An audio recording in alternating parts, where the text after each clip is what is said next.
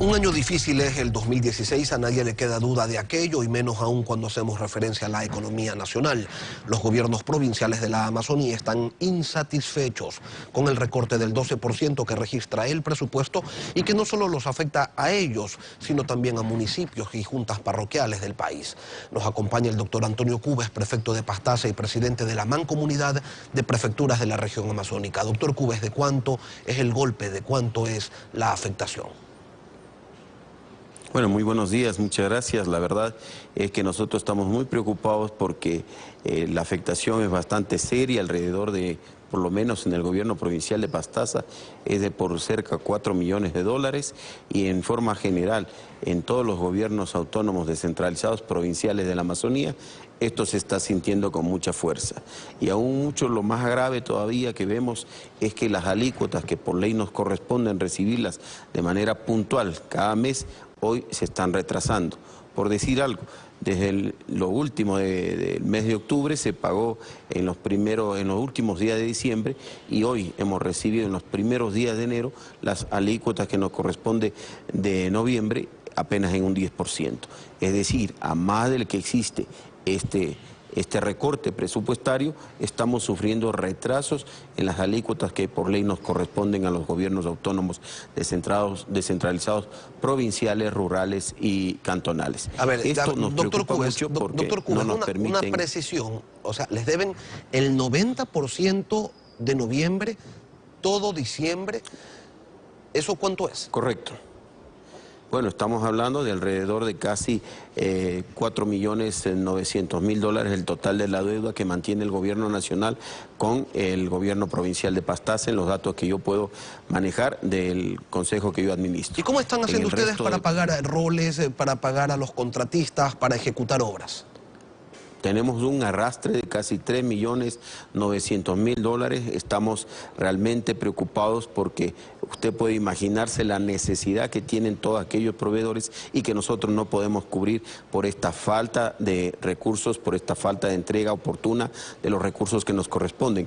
Entonces, esto nos está preocupando inmensamente, y es motivo por el cual nosotros hoy queremos pedirle al gobierno que definitivamente se haga el traslado de los recursos, como señala la ley, de manera automática e inmediata.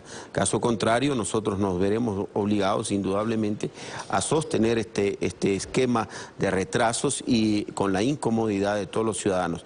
No se olvide que nosotros en las provincias amazónicas somos quienes generamos por lo general el hecho de la economía interna, es decir, con lo que se hace a través de los gobiernos parroquiales, cantonales y provinciales, es como se mantiene cierto grado la economía en esos sectores. Hoy es muy preocupante. Si nos damos una vuelta por Orellana, veremos que hay muchos almacenes, locales, viviendas, construcciones, fincas que están de venta. Lo mismo pasa en casi la generalidad de la Amazonía, casi todo está en venta. ¿No es un caso solamente de Pastaza el de los atrasos en los pagos de las alícuotas mensuales por parte del gobierno? ¿Esto es general o sucede en todas las provincias amazónicas? De lo que yo tengo referencia, está sucediendo en toda la provincia de Pastaza, desde el rango de las juntas parroquiales, cantonales y el gobierno provincial. Sí, pero usted es presidente de la Mancomunidad de Prefecturas, o sea, ¿qué le dicen sus colegas? De lo que yo he podido conversar con ellos, también se mantiene un retraso en las alícuotas que por ley les corresponde. ¿Y qué pasa con la devolución del IVA? ¿Les han entregado sus recursos? Absolutamente un centavo. Se nos ha manifestado, hubo una carta que se envió de parte del Ministerio de Finanzas señalando que se nos iba a entregar a través de bonos del Banco Central para ser negociados en la Bolsa de Valores.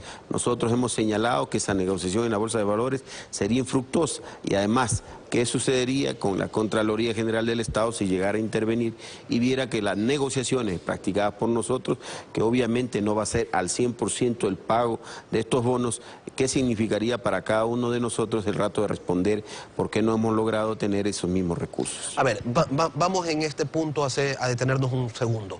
Ustedes plantean que la devolución del IVA se realice en dinero, en billetes, y no en títulos del Banco Central, que es justamente lo que se les ha planteado para que ustedes a su vez puedan pagarles a los contratistas, que están obviamente impagos, y que ellos a su vez con esos papeles le paguen las deudas que tienen al servicio de rentas internas. ¿No es una buena idea? ¿Por qué razón? En el caso de los gobiernos autónomos descentralizados amazónicos, los niveles de inversión a nivel de contratación pública no son tan altos, es decir, no llegaríamos a cubrir todavía la deuda de la retención del IVA en muchos de los casos. Entonces, esto a nosotros no nos implica en buena medida una alternativa. Igual nos tocaría negociar parte de estos bonos en la Bolsa de Valores. Es por eso que nosotros... Y ahí hay castigos, ahí hay descuentos. Así es. Efectivamente, es por esta razón que nosotros pedimos más bien que se nos entregue en dinero. Con ese dinero nosotros podemos seguir generando obra pública y obviamente podemos estar un poco más al día en lo que significan los pagos de proveedores de servicios y bienes. Pero ¿están conscientes ustedes también que existe un problema de liquidez en el país y que por ello es extremadamente difícil que se pueda atender a ese requerimiento que ustedes están haciendo, a que se les entregue en dinero, en billetes, lo que corresponde a la devolución del IVA? Nosotros estamos conscientes, pero más parece que el gobierno nacional no. Todos los mensajes que oímos del presidente de la República son que el país está muy bien, que hay los recursos, que no hay por qué preocuparse, que la situación económica es buena, que va a mejorar el tema económico, que no debemos preocuparnos. Entonces, al entender ese mensaje de quien está gobernando el Ecuador y vivir otra realidad en cada una de nuestras provincias, lo menos que nos queda a nosotros decirle, señor presidente, si usted ha señalado en varias ocasiones que el país está bien, simple y llanamente, por favor, entréguesenos los recursos que nos corresponden y que por ley son nuestros. Datos del Banco Central recogidos en la última publicación de Cordes señalan que las reservas internacionales han caído de tal manera que ya no cubren de manera líquida los depósitos del sector público no financiero, es decir, de los GATS. Así es que la situación no es sencilla. En función de aquello, ¿qué sentido tiene, doctor Cubes, exigir recursos en un momento como este? ¿No es quizás la hora de ponerse la camiseta, independientemente de que el presidente diga que no hay crisis, que solo se trata de un momento difícil? Eso, sabemos, es solamente un discurso político. Sí, mire, nosotros estamos de acuerdo en lo que usted acaba de señalar. Estamos muy conscientes de la crisis.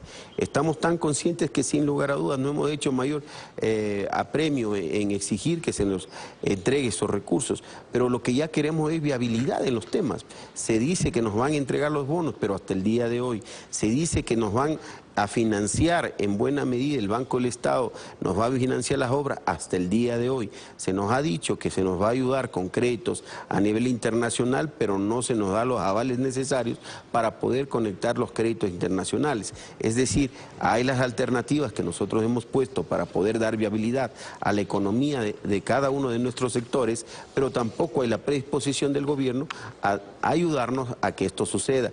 Entonces, en ese ámbito sí creemos que es necesario que el gobierno se siente a dialogar con nosotros, los gobiernos provinciales de la Amazonía, y a ver las alternativas para allá, porque mire, el gran problema que tenemos en la Amazonía es que hemos vivido únicamente el petróleo y el resto tenemos una gran zona que todavía significa en Pastaza el 99% del bosque húmedo tropical que tenemos que todavía está intacto, es decir, nosotros no tenemos una agricultura muy fuerte, no tenemos industria, no tenemos nada que nos pueda ayudar a salir adelante de esta crisis. Entonces, obviamente tenemos que buscar estas alternativas. Doctor Antonio Cubes, prefecto de Pastaza, presidente de la Mancomunidad de Prefecturas de la Región Amazónica, se nos terminó el tiempo, pero gracias por acompañarnos esta mañana. Gracias a ustedes, un buen día.